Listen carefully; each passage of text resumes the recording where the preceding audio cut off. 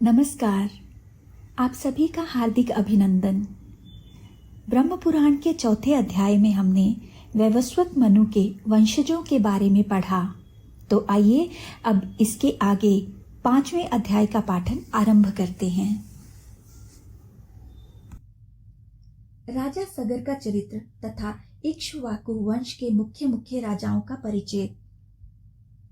लोमहर्षण जी कहते हैं, राजकुमार सत्यव्रत भक्ति, दया और प्रतिज्ञावश विनय पूर्वक विश्वामित्र जी की स्त्री का पालन करने लगा।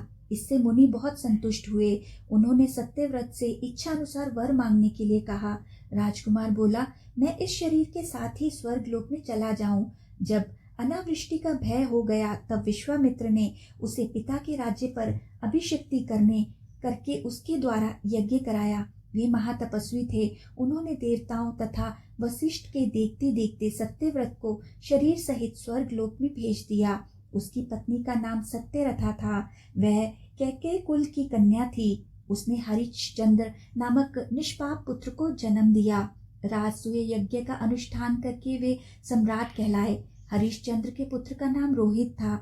रोहित के हरित और हरित के पुत्र चच्चू हुए। चच्चू के पुत्र का नाम विजय था। वे संपूर्ण पृथ्वी पर विजय प्राप्त करने के कारण विजय कहलाए। विजय के पुत्र राजा रुरुक हुए, जो धर्म और अर्थ के ज्ञाता थे।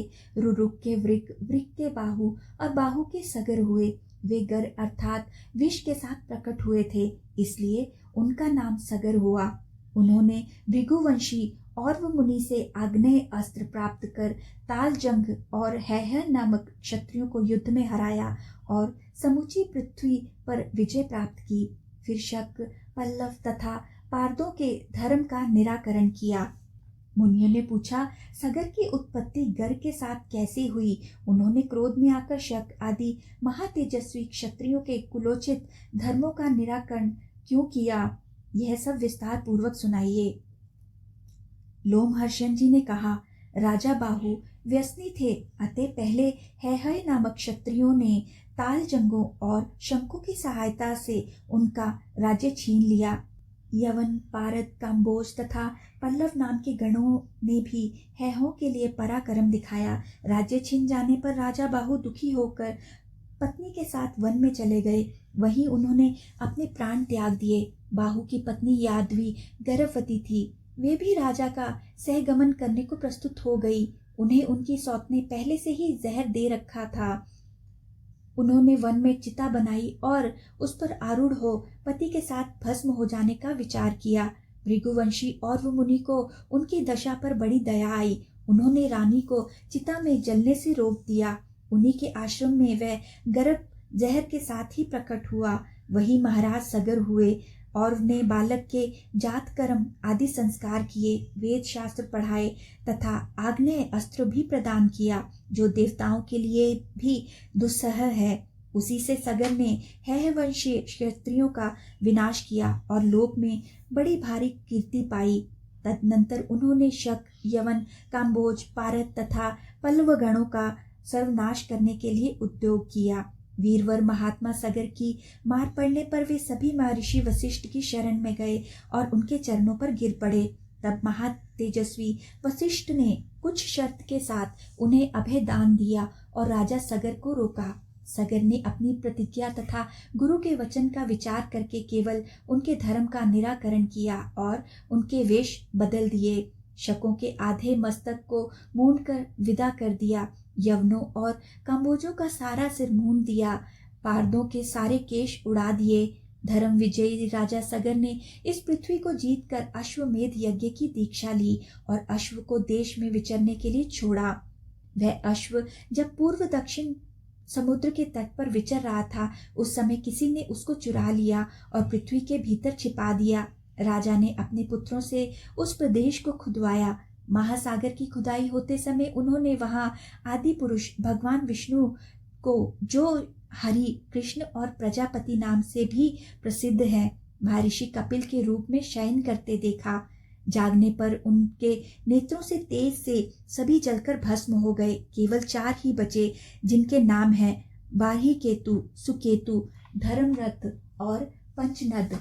ये ही राजा के वंश चलाने वाले हुए। कपिल रूपधारी भगवान नारायण ने उन्हें वरदान दिया कि राजा इक्ष्वाकु का वंश अक्षय होगा और इसकी कीर्ति कभी मिट नहीं सकती। भगवान ने समुद्र को सगर का पुत्र बता दिया और अंत में उन्हें अक्षय स्वर्गवास के लिए भी आशीर्वाद दिया। उस समय समुद्र ने अर्घ्य लेकर महाराज सगर का वंदन किया। सगर का पुत्र होने के कारण ही समुद्र का नाम सागर हुआ। उन्होंने अश्वमेध यज्ञ के उस अश्व को पुनः समुद्र से प्राप्त किया और उसके द्वारा 100 अश्वमेध यज्ञ के अनुष्ठान पूर्ण किए। हमने सुना है राजा सगर के 8000 पुत्र थे। मुनियों ने पूछा, साधुवर, सगर के 60,000 पुत्र कैसे हुए? वे अत्यंत बलवान और वीर किस प्रकार हुए? लोमहर्षण जी ने कहा, सगर की 2 रानियां थी जो तपस्या करके अपने आप दग्ध कर चुकी थी। उनमें से बड़ी रानी विदर्भ नरेश की कन्या थी। उनका नाम केशनी था।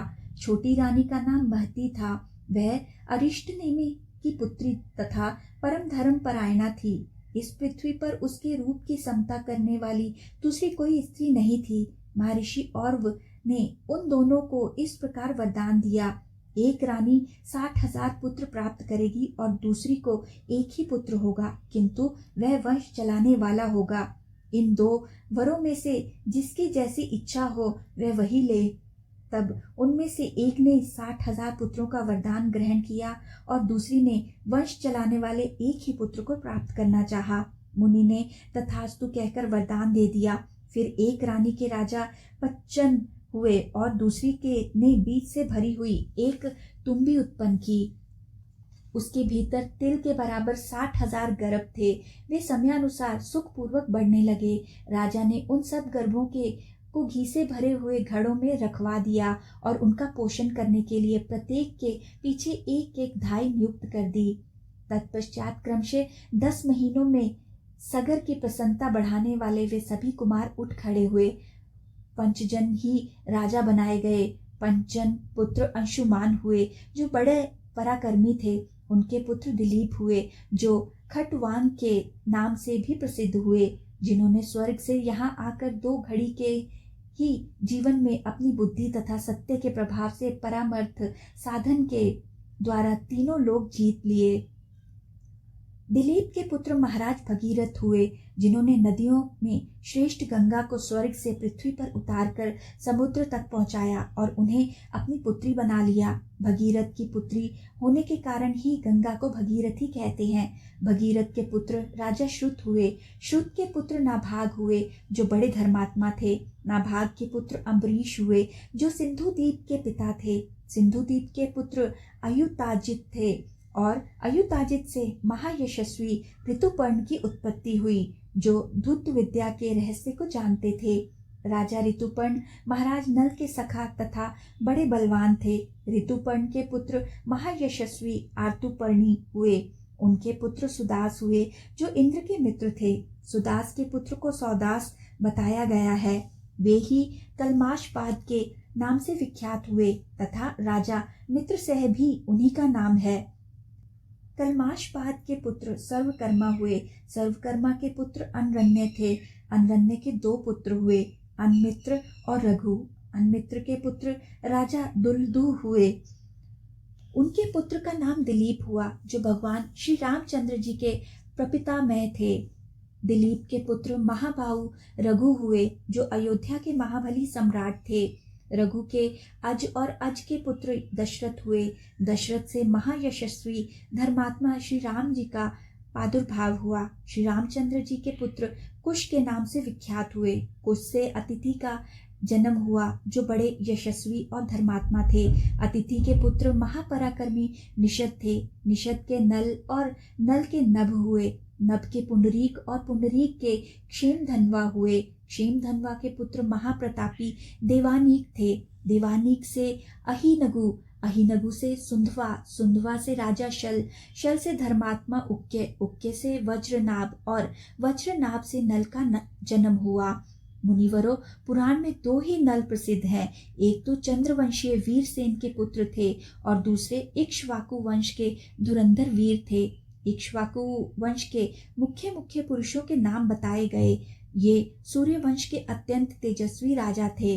अदिति नंदन सूर्य की तथा प्रजाओं के पोषक श्राद्ध देव मनु की इस सृष्टि परंपरा का पाठ करने वाला मनुष्य संतानवान होता और सूर्य का सायुज्य प्राप्त करता है।